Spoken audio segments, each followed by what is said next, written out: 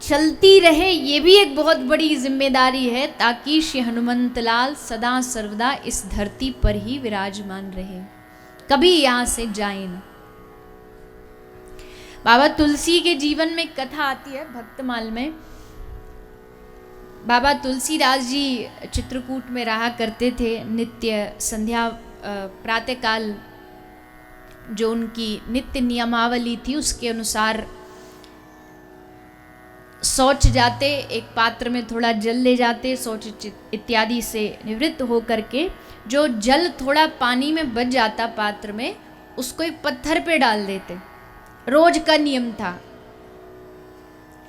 तो एक दिन जब बाबा तुलसी ने वो जल डाला पत्थर के ऊपर, तो पत्थर से प्रेत प्रकट हो गया, और प्रेत प्रकट हो करके बाबा तुलसी को कहता है कि हे प्रभु, आप जैसे महापुरुष के जल के स्पर्श से मैं भी धन्य हो गया, मेरा उद्धार हो गया, इसलिए आप जो चाहे मांग लो मुझसे। अब भगवान का भक्त भगवान के अलावा क्या मांगेगा? बाबा तुलसी बोले राम जी का दर्शन करा दो। तो प्रेत हंसा बड़ी जोर से, बोले अगर राम जी के दर्शन कराना हमारे हाथ में होता तो आपसे पहले हम ही ना कर लेते, प्रेत थोड़ी रहते हम। अच्छा, तो राम जी का नहीं करा सकते तो राम जी के किसी भक्त का करा दो। प्रेत बोला भक्त का भी करा दें, इतनी हमें सामर्थ्य नहीं, पर पता बता सकते हैं कि उनका भक्त आपको मिलेगा कहाँ। एक कहाँ मिलेगा? चित्रकूट में भगवान की कथा हो रही है। उस कथा के बाहर जहाँ लोग अपने जूते चप्पल पादुका उतारते हैं, वहाँ एक कोढ़ी नित्य प्रति आता है, जिसका पूरा शरीर रोगग्रस्त है, कोढ़ से घिरा हुआ है। वो कोढ़ी कोई और नहीं, वो कोढ़ी ही भगवान के परम भक्त श्री हनुमंत लाल है। जाओ आप उनके दर्शन कर लो। अब तो पता मिलते ही बाबा तुलसी दौड़े दौड़े भागे भागे आए।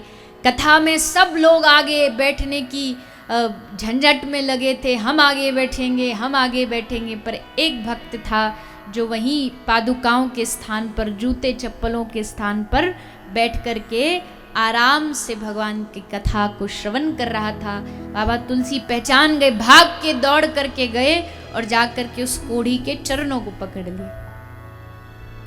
तो कोढ़ी रूप में श्री हनुमान जी बोले, अरे भैया दूर हटो दूर हटो, तुम जानते नहीं हमारा पूरा शरीर कोढ़ छूने से फैल जाता है, हमारा रोग तुझे लग जाएगा।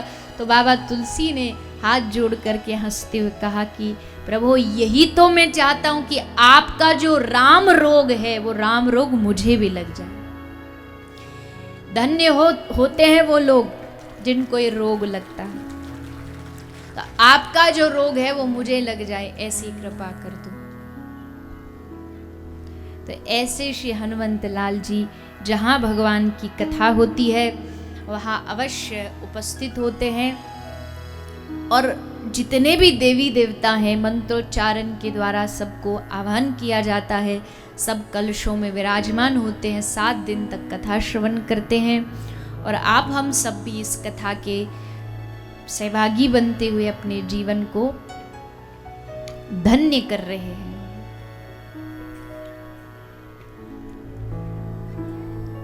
ये कथा बिन हरि की कृपा के, बिन प्रभु की कृपा के प्राप्त नहीं हो सकती है। उनकी ही इच्छा से, उनकी ही कृपा से इस भागवत की हमें प्राप्ति होती है। गोस्वामी तुलसीदास जी भी रामचरितमानस में वर्णन करते हैं। इस कथा से हम अपने जीवन को और अच्छा बनाएं, इस कथा से हम अपने जीवन में भगवान की भक्ति की स्थापना करें, यही कथा का उद्देश्य है। भागवत जो है ये भक्ति की कथा है। आप आगे सुनेंगे भक्ति ज्ञान वैराग का चरित्र। तो इस भागवत में भक्ति का ही निरूपण किया गया है। श्री व्यास जी ने जब 17 पुराणों की रचना की, फिर भी मन शांत नहीं हुआ, तब 18वां पुराण लिखा श्रीमद् भागवत, और इसमें केवल भक्ति। कई लोग कहते भागवत सुनने से पुण्य मिलता है, पर भागवत से पुण्य नहीं मिलता। आपने अनेक जन्म जन्मांतर युग युगांतर जितने पुण्य किए हैं उसका फल है कि आपको कथा सुनने को प्राप्त हुई। अब पुण्यों से भागवत मिल गई तो भागवत से फिर क्या मिलेगा? बोले भागवत से भगवान की भक्ति की प्राप्ति होगी। भागवत की सबसे कीमती जो चीज हमें मिल सकती है वो भक्ति है। इसलिए उसी भक्ति का हम सब यहाँ पर प्रतिपादन करने के लिए, उसी भक्ति को जीवन में ग्रहण करने के लिए यहाँ पर बैठे हैं। कई लोग आपको ये कह देंगे कथा सुनो इच्छा पूरी हो जाएगी, कथा सुनो बेटा नहीं बेटा हो जाएगा, कथा सुनो भागवत सुनो तो धंधा चल जाएगा, नौकरी मिल जाएगी। ये सब ठीक है, भागवत कल्प वृक्ष है, सब कुछ देती है भागवत सबको।